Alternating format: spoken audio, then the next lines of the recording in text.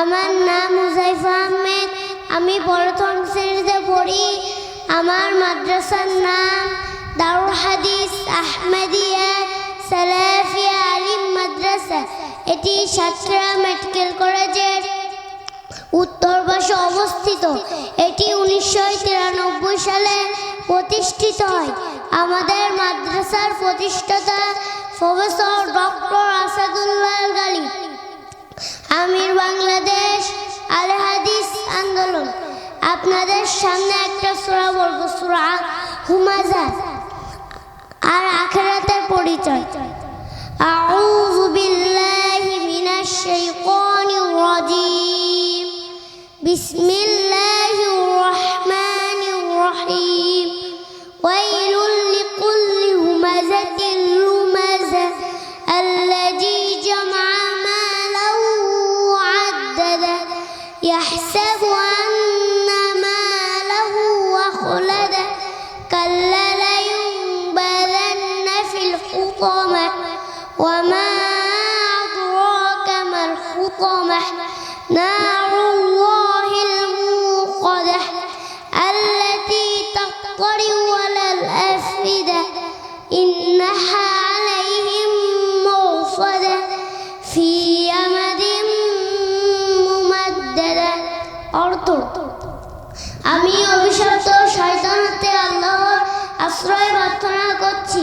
পরম করুণাময় অসীম দয়ালু আল্লাহর নামে শুরু করছি।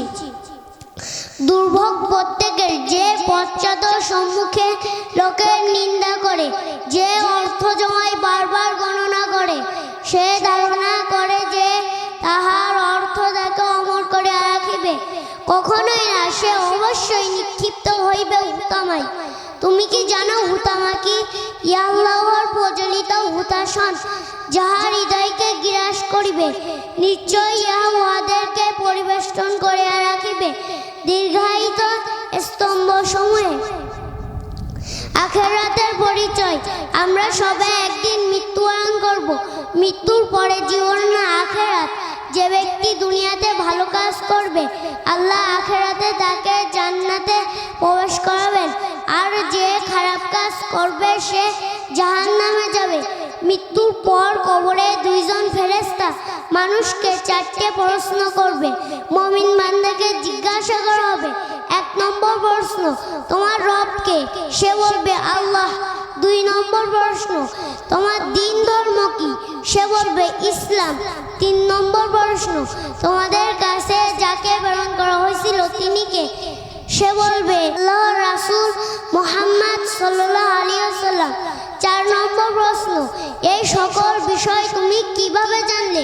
সে বলবে আমি আল্লাহর কিতাব কুরআন পড়েছি এবং তার প্রতি ঈমান এনেছি ও তা সত্য বলে স্বীকার করেছি।